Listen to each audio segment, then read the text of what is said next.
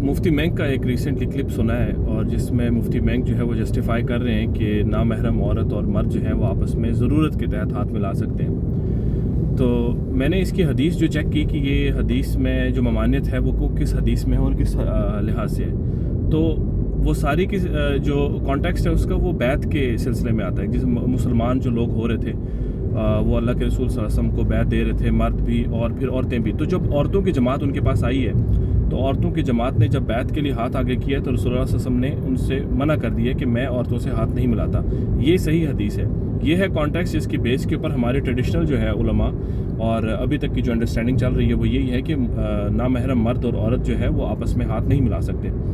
تو مجھے پھر میرے ذہن میں یہ سوال پیدا ہوا کہ مفتی مینگ ماشاءاللہ ان کا بہت بڑا نام ہے, گلوبل لیول کے اوپر ان کو جانا جاتا ہے, بڑے بڑے کانفرنسز میں ان کو بلایا جاتا ہے اور میں نے بھی ان سے کافی کچھ سیکھا الحمدللہ, اور وہ بہت اچھا بولتے ہیں. تو مفتی مینگ نے پھر یہ کس بیس پر یہ بات کر دی کہ جی ملایا جا سکتا ہے, کیونکہ اس میں تین چیزیں ہیں سوچنے والی کہ اگر تو عورت اور مرد کو, نامحرم مرد اور عورت کو ہاتھ ملانے کی اجازت ہوتی تو دنیا میں اس کائنات میں سب سے زیادہ جو اس چیز کا مستحق تھا وہ اللہ کا نبی تھا صلی اللہ علیہ وسلم. ان سے زیادہ خالص مخلص آدمی, ان سے کسی کو کیا فتنے کا ڈر ہونا کسی عورت کو یا کسی مرد کو, بچہ ہو بوڑھا ہو عورت ہو. ہم تو مطلب ہماری خواہش ہے کہ اللہ کے رسول کا جو ہے ہمیں لعاب مل جاتا, ان کا پسینہ مل جاتا, ان کو ہاتھ لگانے کا یا ان کو چھو لینے کا جو موقع تھا وہ مل جاتا. یہ تو بڑی مقدروں کی بات ہونی تھی.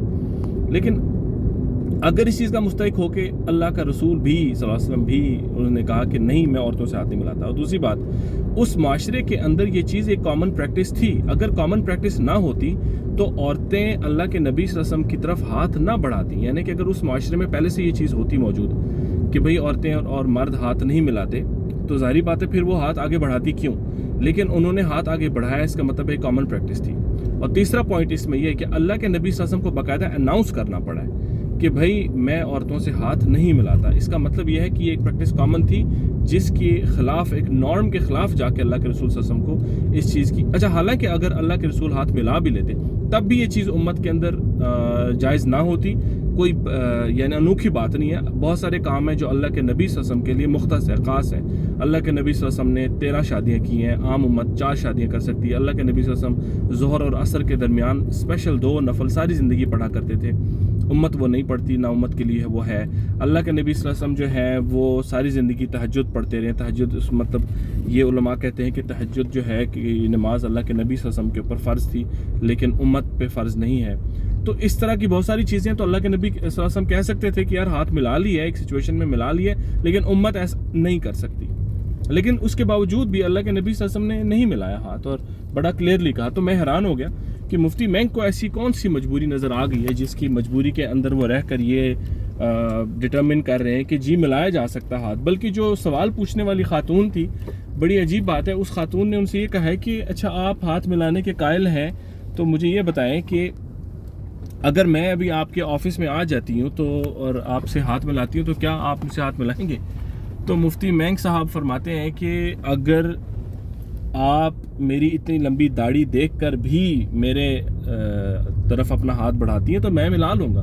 یعنی مفتی مینگ نے یہ کہہ دیا کہ میری داڑھی کے اندر ایک ایسا سگنل لگا ہوا ہے جو جس کا بتانا چاہیے تمہیں. اب غیر مسلم عورتوں کو تو نہیں پتا اس سگنل کا, یہ تو صرف مسلمان عورتوں کو پتا ہے کہ بھائی ایک داڑھی والا پریکٹسنگ مسلمان مرد ہے تو چانسز یہ ہیں کہ وہ ہاتھ نہیں ملاتا ہوگا عورتوں سے. جس عورت کو اسلام کے بارے میں کچھ نہیں پتا, غیر مسلم جو عورتیں ہیں, اس کا مطلب ہے وہ بڑے آرام سے آپ کے پاس آ کے ہاتھ ملا سکتی ہیں, ان سے تو کوئی ایشو ہی نہیں ہوگا آپ کو.